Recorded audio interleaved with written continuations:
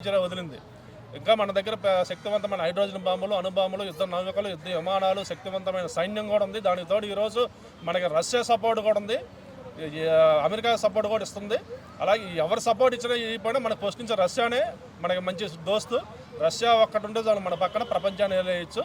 ఏం భయపడాల్సిన అవసరం ఇండియాలో ఉన్నవాళ్ళు. అవసరమైతే యుద్ధానికి అవసరమైతే ప్రతి ఒక్కరూ ఇంటికి ఒకరి చొప్పున యుద్ధానికి తరలి వెళ్ళాలి. ఈరోజు ఏదైనా యుద్ధం తీవ్రమైతే, రేపు ఏదైనా పాకిస్తాన్ నాడు చైనా ఇలాంటి దేశాలు వచ్చి యుద్ధం తీవ్రమైతే అవసరమైతే ఈ బెటాలియన్ ఎన్ని సరిపోతే అవసరమైతే ఈ భారతదేశంలో ఉన్న 150 కోట్ల మంది జనాల్లో ఇంటికి ఒక మగ అతను కానీ కుర్రోళ్ళు కానీ ఎవరైనా కానీ ఇంటికి ఒకరి చొప్పున యుద్ధాల్లో పాల్గొనాలి.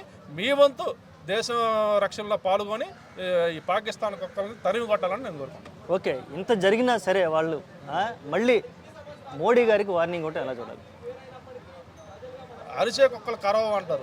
ఇవన్నీ అరిచే కుక్కలు లాంటి. సింహం ఎప్పుడైనా సింహమే. మోడీ ఈరోజు ఒక లెజెండ్, సింహం లాంటి వారు.